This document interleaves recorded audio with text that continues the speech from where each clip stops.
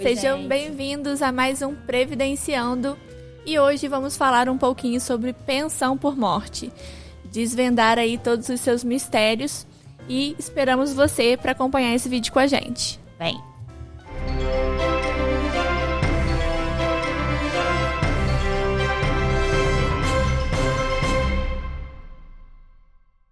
Então, hoje vamos começar falando sobre pensão por morte, né? Tentando aí ajudar vocês a solucionar questões, dúvidas que vêm a pairar, né?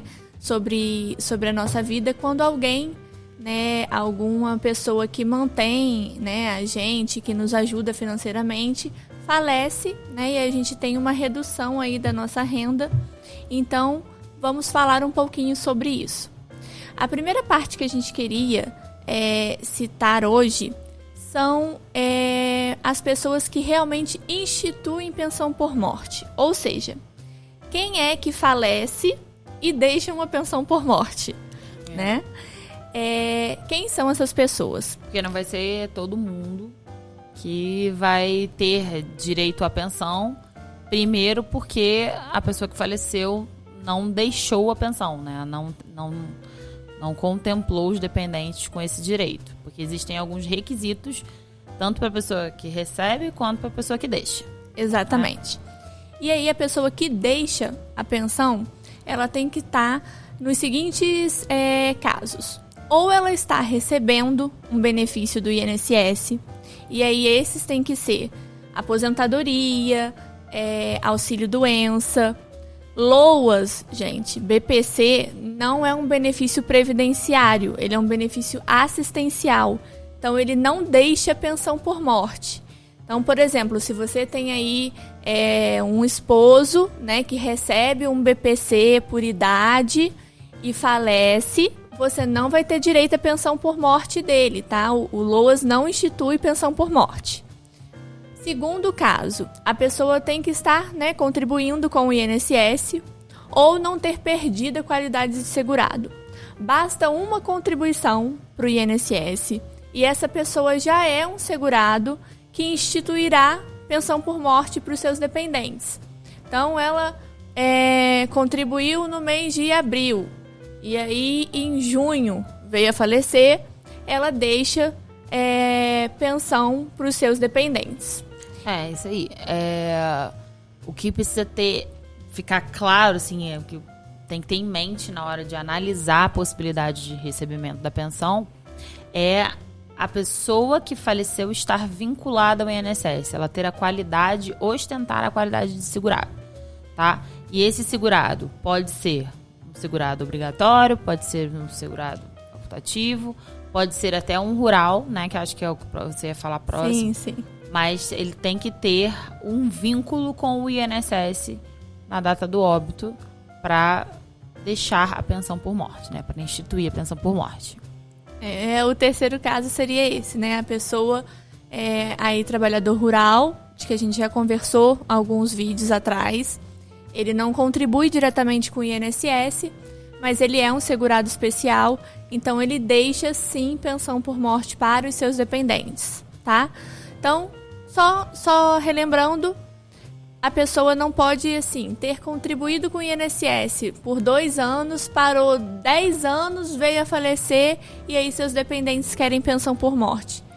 Ele pagou a primeira obrigatória? Pagou, mas ele ficou 10 anos sem pagar. Então, ele perdeu a qualidade de segurado e aí, por isso, os dependentes não vão ter direito à pensão por morte. Esses são os instituidores, tá? É a pessoa falecida, que a gente chama, na prática jurídica, né, de instituidor. Tá? Alguns pontos sobre o instituidor, assim. Primeiro de tudo é isso. Em regra, quando a pessoa paga o INSS, né, que é o suficiente para ela ter o vínculo que vai deixar a pensão por morte, quando ela para de pagar por algum motivo, ou deixou de ter a carteira assinada, ou parou de contribuir como MEI, como autônomo, de qualquer forma, parou de pagar o INSS, ela fica 1 ano segurada. Então, como regra, 1 ano. Então, se a pessoa pagou em menos de 1 ano da data que faleceu, alguma contribuição para o INSS, provavelmente ela vai conseguir deixar a pensão por morte, né? Tem o caso dos rurais, que independentemente de estar pagando ou não a contribuição, institui a pensão por morte, vai ter que fazer prova da mesma forma como a gente faz prova nos pedidos de aposentadoria, né? Outra possibilidade além, né, da pessoa que está recebendo um benefício previdenciário, já é entendimento dos nossos tribunais que a pessoa que preencheu os requisitos para alguma espécie de aposentadoria e não deu entrada, né, antes de faleceu sem dar entrada no pedido, também institui a pensão por morte, mesmo que já não ostente mais a qualidade de segurada. Então, vamos supor que a pessoa está mais de um ano sem pagar, porque já tinha os 15 anos de contribuição e estava esperando completar só a idade, né? Então, aí ela falece. Ela já, né, completa um pouquinho antes de falecer a idade que precisava. Ela preencheu os requisitos, só não deu tempo de dar entrada no pedido, então aquela pessoa também deixa a pensão por morte. Quanto à questão do LOAS, é interessante a gente falar que existe uma forma de a pessoa que recebe o LOAS conseguir deixar um benefício para os seus dependentes, né? Que é pagando como facultativo. Sim. Se ele recebe lá o LOAS por idade ou por deficiência e de alguma forma tem como fazer a contribuição como facultativo, ele até pode contribuir como facultativo baixa renda, né? Porque se ele se encaixa nos requisitos para o recebimento do LOAS, provavelmente vai se encaixar também nos requisitos para facultativo baixa renda. Então pode fazer o pagamento, mas assim, para fazer essa contribuição é aquela velha história que a gente sempre bate na tecla. Tem que procurar um especialista, não é fazer qualquer contribuição de qualquer forma, porque dependendo da forma que você pagar, o códigozinho que você lançar lá vai perder o benefício e não vai atingir o objetivo, porque o objetivo é você receber o LOAS e em algum momento que você vier a falecer, deixar a pensão por morte para os seus dependentes. Acho que em relação aos instituidores eram esses pontos que... Eram esses pontos. E aí a gente vai partir para os dependentes. Quem pode receber. Quem pode receber, né? E aí temos algumas divergências, né? Alguns pontos mais controvertidos aí. Primeiro, que é o mais fácil, mas eu quero fazer um grande parêntese nele. Cônjuge. São 3 classes, assim, primeiro de tudo. São 3 classes de dependentes. A gente tem, pela lei mesmo, já vem escrito que são 3 classes. E existindo né, a classe anterior exclui as que vêm depois. Então, se você tiver um cônjuge, você vai excluir automaticamente a possibilidade de pais receberem, entendeu? Só para a gente introduzir isso aí. Sim. Na primeira classe estão os cônjuges. Cônjuges. Né, esposo ou esposa. Casado com certidão de casamento. Gente, casado com certidão de casamento e está separado da pessoa de fato, né, não fez o divórcio, não fez nem aquela antiga separação judicial, ficou casado no papel, mas não vive, não mora mais, não tem mais relação nenhuma com a pessoa há 30 anos. Depois que ela falece, vem pedir com base na certidão de casamento, está errado e isso é crime, tá? Não pode. Muitas vezes, infelizmente, o INSS vai cooperar com esse crime. Por quê? Você vai entrar ali com uma certidão de casamento, não existe nenhum outro registro e, né, de que ele tenha algum outro dependente e o INSS vai conceder, né, o benefício. Só que, se isso for denunciado, chegar ao Ministério Público Federal, né, você vai ter que devolver todo o valor que você recebeu e você vai responder por um crime, estelionato previdenciário. Então, não façam, tá? Não tentem ser um pouco mais espertos que a lei. Ah, mas eu sou casado sim. Mas não é, né? Você já está separado da pessoa há muito tempo, né? Mais de 2 anos, esquece. Nem tenta, porque é um risco que você vai correr que não vale a pena. Imagina depois você ainda ser acusado de um crime e ter que devolver toda a quantia que você pode ter recebido a título de pensão por morte. Então, cuidado com isso, tá? Mas a regra é, estando com a pessoa, né, casado certinho no papel, tem direito à pensão por morte. É isso aí, assim, em relação ao cônjuge, é sempre importante bater nessa tecla, porque às vezes as pessoas pensam assim, mas eu nunca me separei, né? No papel consta lá meu nome de casada. Isso não existe, tá? Quando a gente faz o pedido da pensão por morte, obviamente a gente apresenta a certidão de casamento atualizada, porque o INSS exige essa apresentação para ver se não tem nenhuma averbação recente, né? Se apresentar a certidão de casamento lá de 1980, você não tem como saber, o INSS não tem como saber ali, naquele momento, se a pessoa continua casada. E existe muito a situação de justamente isso, as pessoas elas se separam de corpos, né, de fato, mas elas não fazem a separação de direito. E aí acha que em algum momento vai ter possibilidade de fazer o pedido de pensão por morte. Não pode, isso é ilegal, tá? Vai ter que devolver sim, a gente já viu alguns casos nesse sentido, inclusive. E é pior ainda mais quando a pessoa falecida já tinha um outro relacionamento, né? Que não era regulamentado como casamento, porque ele ainda tinha uma situação pendente que não tinha sido resolvida na forma de direito, né? Então, se ele deixou uma companheira de fato, tinha uma união estável, pública, duradoura, e aí tinha só um casamento de papel com outra pessoa, gente, pelo amor de Deus, não é casamento, entendeu? Então, não teria direito, até porque é aquele negócio. Eu até ia deixar pra gente falar isso um pouquinho mais pro final da questão dos dependentes, mas o entendimento atual é de que o relacionamento paralelo não teria direito a dividir pensão por morte.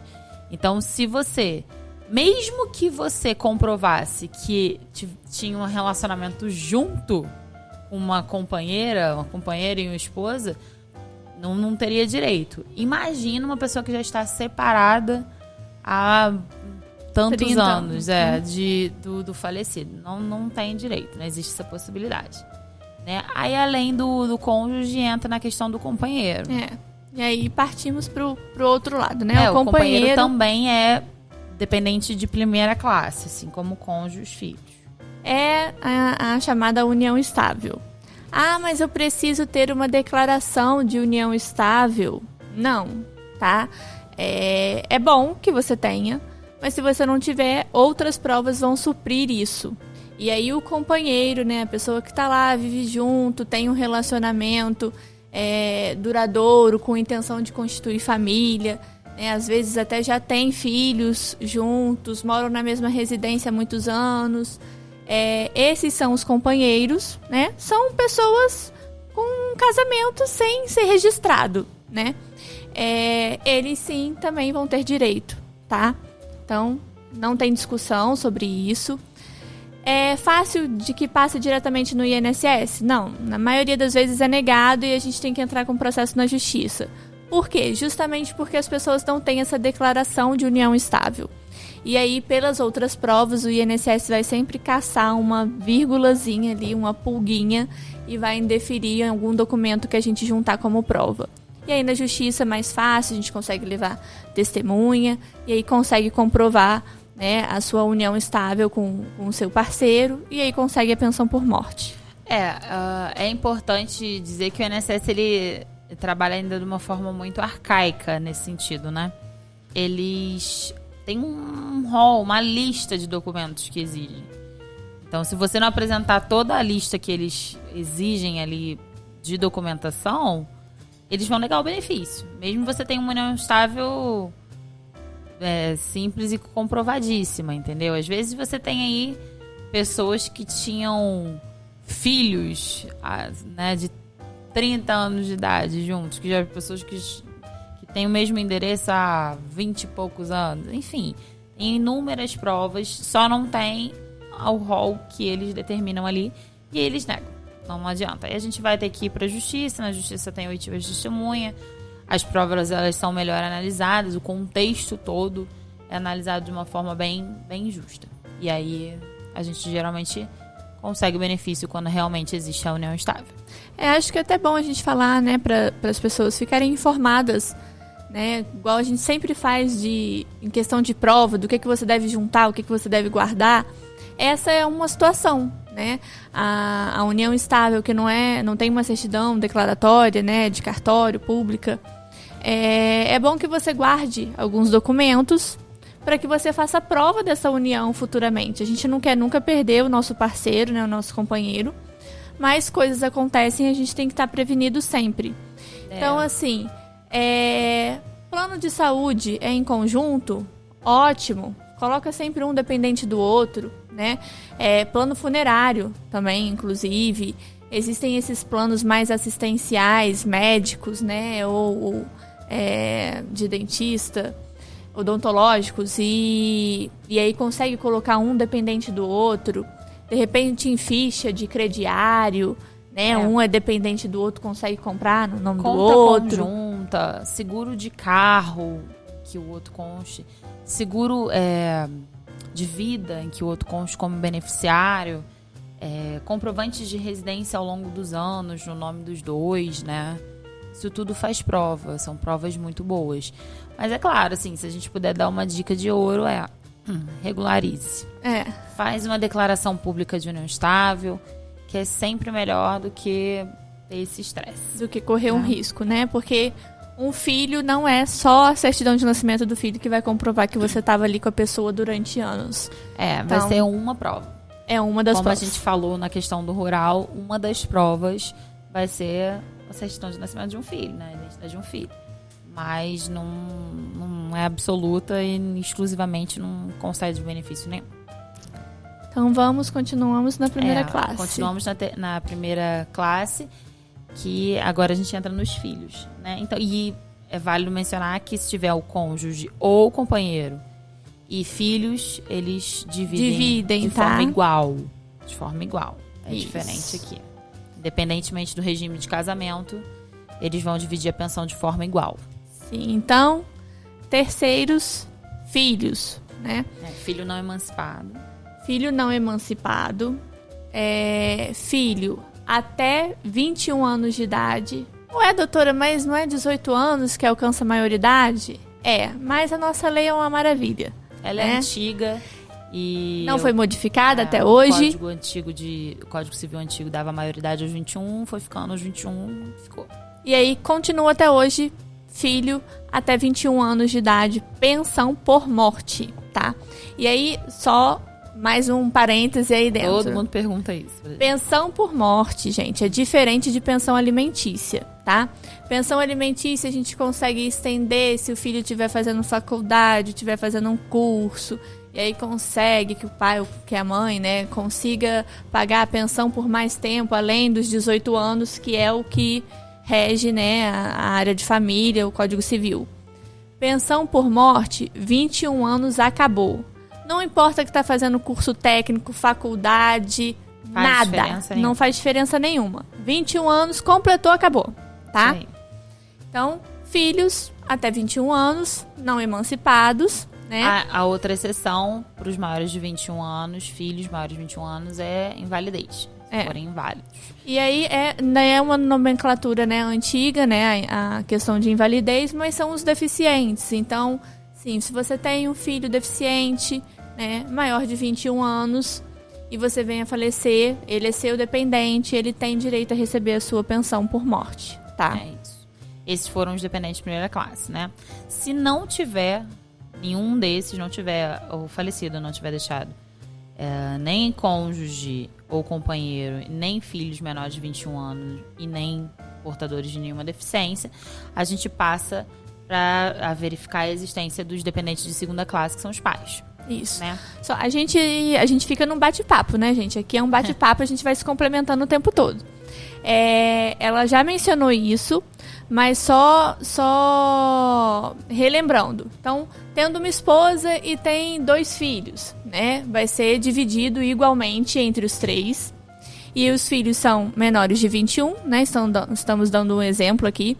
Quando um for completando 21, o primeiro completou 21, o valor dele vai dividir entre o outro que ainda tem menos de 21 e entre a mãe.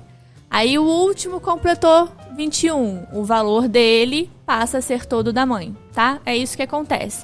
Vai revertendo em favor dos outros. Claro que para o cônjuge companheiro também tem... não necessariamente o benefício vai ser vitalício. Existe uma tabela que depois a gente vai mencionar sobre o tempo de recebimento do benefício, né? Mas é assim, vai revertendo em favor dos que ainda estão recebendo, né? Importantíssimo mencionar que esses dependentes de primeira classe, eles têm a dependência econômica presumida. O que isso significa? Que eles não precisam comprovar que dependiam economicamente do falecido, do instituidor, tá?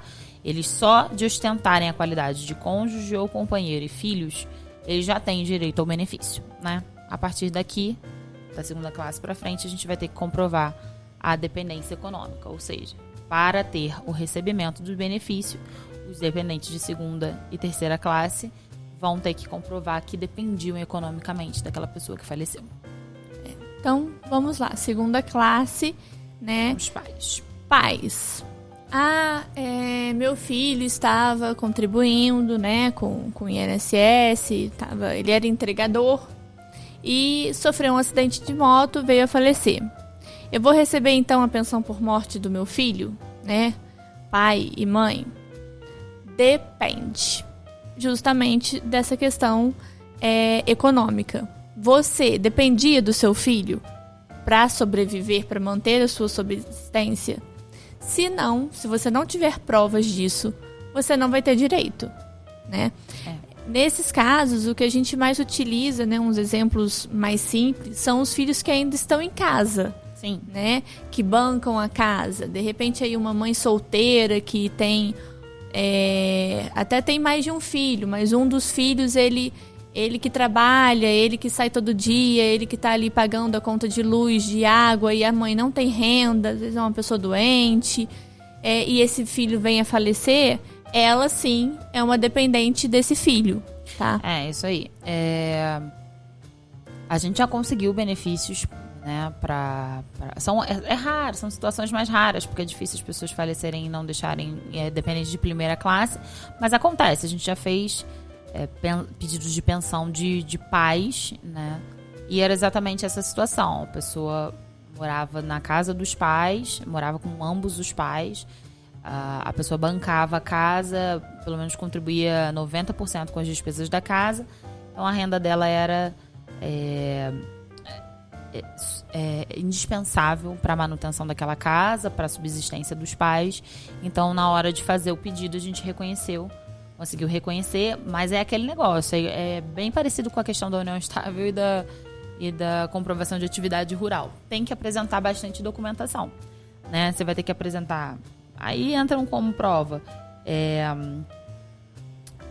comprovante de endereço na mesma residência, seguro de vida, a gente tinha seguro de vida que contemplava os pais, a gente tinha comprovantes de pagamento de contas telefônicas da casa, né? Serviços da casa, todos pagos pela conta da pessoa, do filho que faleceu. Então, a gente tinha realmente bastante um acervo probatório bem vasto, assim, a gente tinha bastante prova. E aí, consegue. Mas é aquele negócio, precisa de fato comprovar. Então, tem que fazer a prova material. A prova testemunhal, caso não passe no INSS, né, e precise para a justiça, ela também pode ser utilizada, assim como na questão da união estável. Mas eu acho até que acaba sendo mais fácil você comprovar a dependência econômica do pai para o filho do que a união estável. Por incrível que pareça. Né? E esses são os dependentes de segunda classe. Sim. Não tendo esses dependentes de segunda classe também, não tendo o falecido deixado nem filhos, nem companheiro, nem pais, passa a possibilidade dos irmãos, né? Os irmãos também, e aí os irmãos eles vão ter mais ou menos os mesmos requisitos que os filhos, né? Que são irmãos até 21 anos ou que sejam portadores de deficiência. De alguma deficiência, né? E aí também entra na mesma questão dos pais, precisa comprovar a dependência econômica. Não basta ser um irmão né? Deixou um irmão, mas que mora com os pais, que é completamente bancado pelos pais, não tem a menor possibilidade. Tem que ser algum irmão que o falecido fosse responsável integralmente ali pela manutenção dele. Sim. Né? E aí é interessante a gente falar sobre a questão do menor, né? Sobre guarda. Quer falar? Pode falar. Então, menor sob guarda. Estamos em uma discussão sobre isso. Eu sou totalmente favorável que isso aconteça. Eu tenho vários casos em que avós, né, têm a guarda de seus netos, ou porque o filho, né, o pai da criança já faleceu, ou porque tem algum problema psicológico, né, mental, ou porque está aí detido, né, tá preso e aí vive uma vida complicada, então os avós conseguem pegar a guarda dos netos. E aí, se essa avó vem a falecer, né, o que vai ser dessa criança? Então, eu sou totalmente a favor, né, da pensão nesses casos. Mas isso ainda é uma discussão, né? Tinha sido acrescentado na lei. Foi acrescentado, foi removido de novo. Os tribunais, eles... porque assim, né? Com o ECA e a própria Constituição Federal trazem princípios de proteção integral, né? A criança e ao adolescente. Então, o que faz total sentido é que se você tem um menor sob sua guarda, que ele tenha direitos previdenciários também, além dos outros direitos, porque ele vai ter outros direitos, por que ele não pode ter os direitos previdenciários, né? Então, o que se discutia era isso, mas foi na redação, acho que o original tinha, depois tirou, depois entrou, é que os tribunais eles vinham decidindo de forma favorável, que é o que se espera, né? A discussão chegou ao STJ, o STJ entendeu que pelos princípios que regem a proteção integral do menor, né, tem que ter direito. E aí essa discussão chegou ao STF, só que o julgamento final foi em 2021, né, que foi posterior à reforma de 2019. Então, como passou, eles decidiram que o menor teria direito, o menor sob guarda teria direito. Só que aí abriu-se esse parêntese, né? A gente está discutindo sobre os casos até 2019. 2019 para cá continua sem incluir. Vamos fazer o quê? E aí o INSS está negando, né? Voltou a negar com base nos pedidos de 2019 para cá. E aí agora essa questão já está sendo discutida de novo e acho que já está com repercussão geral reconhecida para ser tratada de novo no STF. Então, assim, o que a gente tem é um cenário que provavelmente vai mandar o INSS conceder os benefícios aos menores sob guarda. Mas o cenário que a gente tem agora vai ter que ser nos individuais. Provavelmente esses processos vão ficar suspensos, né, até uma decisão, não sei, ou com tutelas. A gente não tem nenhum caso nesse sentido, mas ainda não é uma questão definitiva, né? O menor sob guarda ainda está aí num limbo, que a gente ainda não sabe como é que vai ficar. Sim, então, gente, esses foram os pontos assim que a gente queria mais demonstrar para vocês. Mas pensão por morte é um benefício muito questionado, assim, as pessoas vêm depois de muitos anos da morte do instituidor, né, da pessoa que deixaria a pensão, questionar. E aí o recado que eu tenho para você você acha que você se enquadra em alguma dessas hipóteses? Aconteceu com você há alguns anos atrás. Procure um profissional de direito previdenciário, porque às vezes tem sim como recuperar, tá? A gente pode entrar com uma ação a qualquer momento. Não tem isso. O direito de pedir a pensão por morte, ele não é imprescritível. Não prescreve. Você pode pedir então, a qualquer tempo. Passou muito tempo e não pediu. Posso pedir agora? Pode.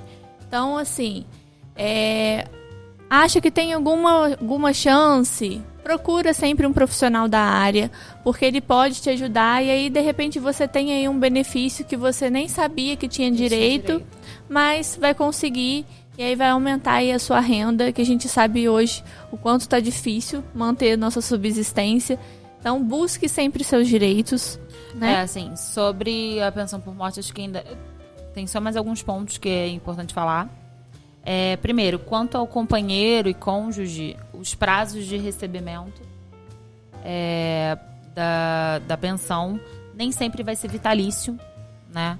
Vai depender da idade que o dependente tem na data do óbito, né? A gente tem uma tabela aqui que é atualizada de acordo com a expectativa de vida da população, né? E a tabela hoje prevê que se você tiver entre 28 e 30 anos de idade na data do óbito do instituidor, recebe por 10 anos. Entre 31 e 41 anos de idade, recebe por 15 anos. Entre 42 e 44, recebe por 20 anos. E acima de 45 é vitalícia, tá? Esse é um ponto.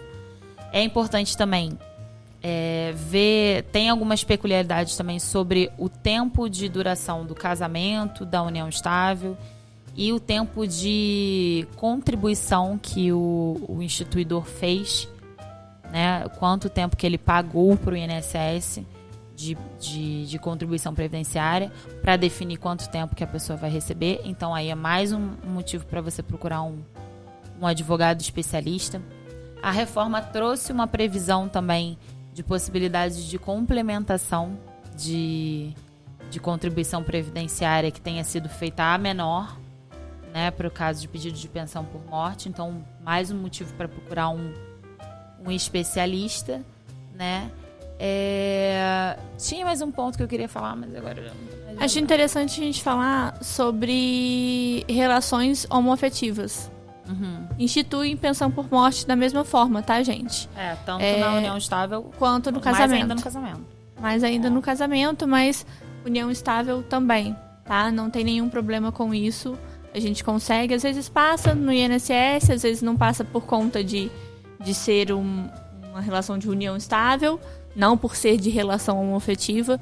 Então, isso tranquilo, pacificado, tá? E o último ponto que eu lembrei aqui agora, que é muito importante, que é uma pergunta que a gente tem muito, posso receber minha aposentadoria junto com a pensão por morte? Ou vou perder a aposentadoria? Não vai perder, tá, gente? Essa discussão, ela entrou... Isso nunca tinha sido pauta até a reforma de 2019, né? Mas a reforma, toda a discussão, todo o trâmite da reforma de 2019, ela foi muito polêmica. Então, em algum momento, eles chegaram a cogitar não poder receber de forma conjunta a aposentadoria com a pensão por morte. Mas isso não é uma realidade, tá? A gente, hoje em dia, pode receber tranquilamente a aposentadoria e a pensão por morte, tá? Pode haver, sim, uma redução no valor que você vai receber do benefício que for mais alto. Mas, mesmo assim, você tem direito a receber os dois. Tá? E a gente tem que lembrar que mesmo com redução é sempre limitado a salário mínimo. Então, vai poder receber os dois benefícios, não tem problema nenhum. E é mais um motivo para você procurar um advogado especialista na área, para não ficar nenhuma dúvida. Então, né? Por favor, não entre nessa, porque realmente foi um ponto bom de ter lembrado. Porque as pessoas entram nessa de não pode receber... aposentadoria e pensão. Doutora. Gente, pode. Então, a gente recebe muito essa pergunta. Muita gente chega lá e fala assim, mas meu esposo faleceu já tem 2 anos, eu não pedi porque eu achei que fosse perder a minha aposentadoria. Não perde, não existe isso. Tá? Pode receber os dois benefícios juntos. Então, acho que é isso, né? Então, hoje ficamos por aqui. Espero que vocês tenham gostado das nossas dicas, das nossas explicações.